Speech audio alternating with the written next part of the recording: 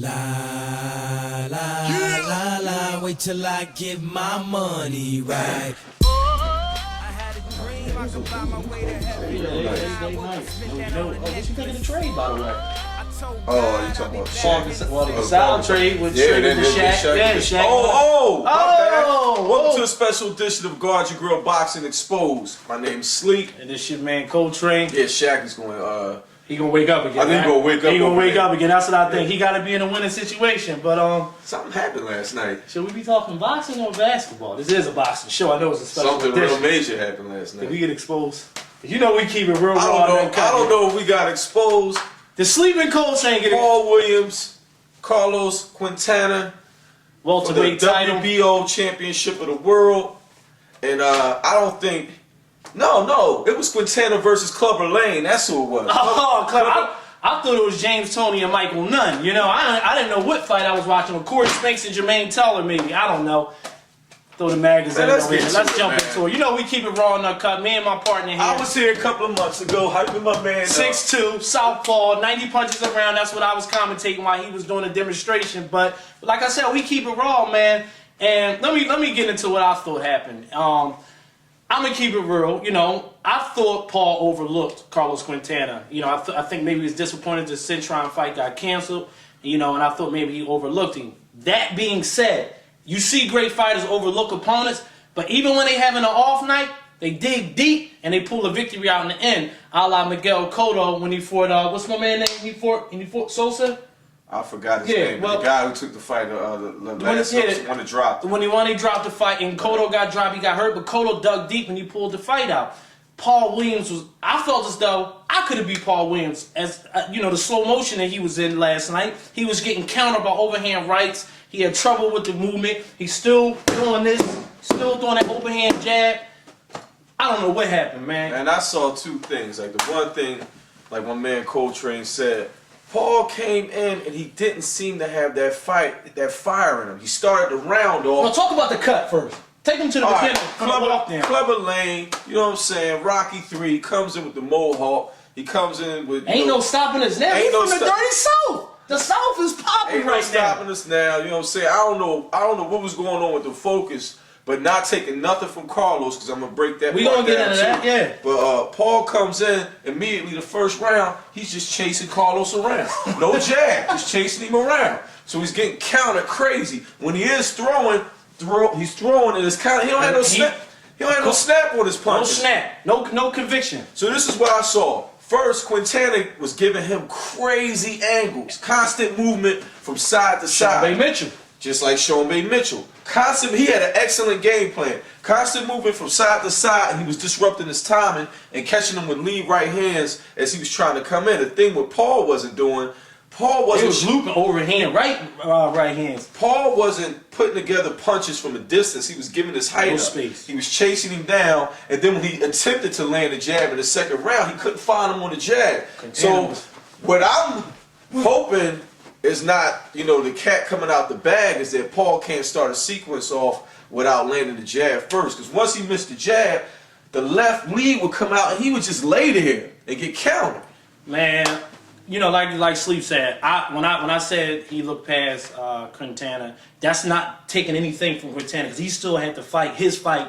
As Paul said, he still had to dictate the pace and, you know, fight his fight to get his victory. So props to Quintana. My point being, though, like Sleep said, it looked like it was no plan B. It looked like they thought they was going to walk right through Quintana. Yep. After the second round, Paul looked discouraged. He was discouraged. He looked discouraged. I called Coltrane on the phone. I was like, yo, Paul could get knocked out in this fight. The type of shots he was taking. Headshots all night, man. And the way I saw his face when he left that second round, I was like, yo, dude is mad discouraged.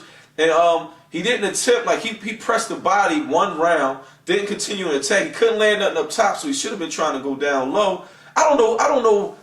This is not the phenom that I've been hyping up for the past. That wasn't Paul Williams fighting Antonio Margarito. And let me get back to that. Or it could be Paul Williams fighting another southpaw with movement, and he can't make the proper adjustment. And we may just be wrong with our assumption. It's hard to look at things in hindsight now that the fight happened, But now looking back at it, I was saying to myself, well, should this been a fight they took? You know, I'm sure his handlers had to say he did. Even Sean Mitchell was older, so he got him out of there. But Sean Mitchell gave him some problems. Everybody knows the way you offset a southpaw is with overhand right hands. And that's what Sean Mitchell did, and that's what Carlos Quintana did last night. Now, let me get back to the Antonio Margarito fight. Like I was telling Sleep, now Margarito is pretty much a stationary fighter who's coming straight forward. So Paul looked fast in that fight. His movement looked good because Margarito is pretty much a car going in one direction with no reverse. And Quintana, he was boxing. You know, he, like Sleep said, he was coming from different angles. He never stayed in one sign of a good boxer is never staying in the same place one time. And another thing with Margarito was coming forward. Exactly.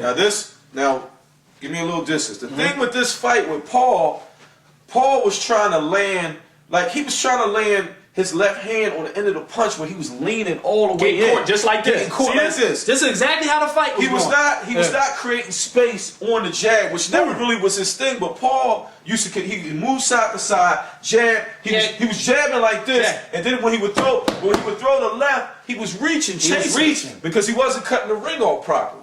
Man, he got counted. I never seen a fighter get counted so much in a fight. He never cut the ring off. And good thing he was fighting Carlos Quintana last night. Had it been on his seat, yeah, Quintana could have knocked him out. Quintana, I don't know. He ran out of gas. He ran out of gas.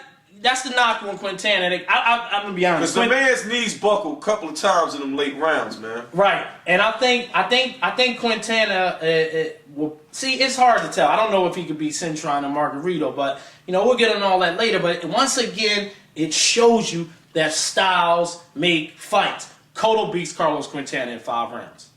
Paul Williams beat Margarito.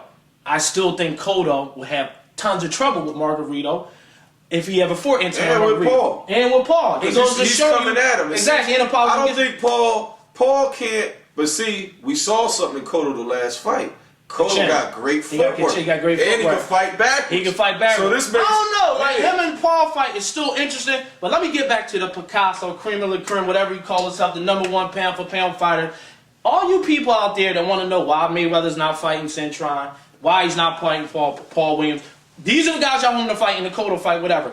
Cintron looked bad against a blown-up junior welterweight and Feliciano. Paul Williams loses to Quintana, who's a game fighter, but if you're an elite fighter, you shouldn't be losing to Carlos Quintana. And that's no knock to Carlos. You know, Mayweather will box circles around Carlos Quintana. So all y'all people out there that say, why Mayweather's not fighting these guys, this is why. Like, he will beat.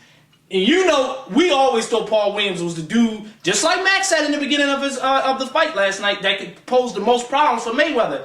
Now that Paul out the picture. No, he has major trouble with movement. You know what I mean? He has major trouble with someone's fighting backwards with movement. They put together a good prop. But it was a good plan. Executed by Quintana. Excellent plan by Carlos Quintana. Not fancy. But very lethargic, not aggressive. No. Paul the Punisher Williams. He was getting punished, like Max said. He was getting punished, and shout out to Max. Shout out to Max. I know I had some comments about him a couple of shows ago. He put on an excellent commentary. He's a teacher, man.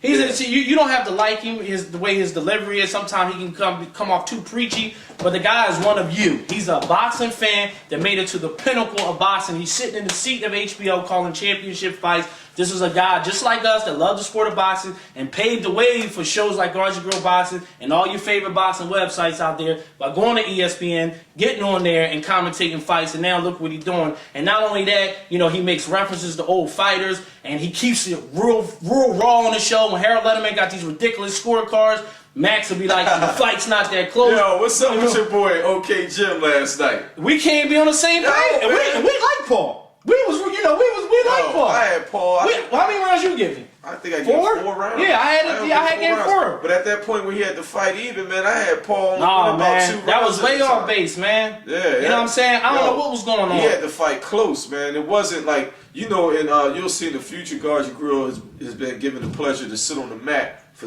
you know, several fights. You know, he was in the Blue Horizon, so we're starting to see stuff from the perspective that these people are seeing it from. Exactly. We're like, how can you miss the good fight? point, Sleep. Good point there.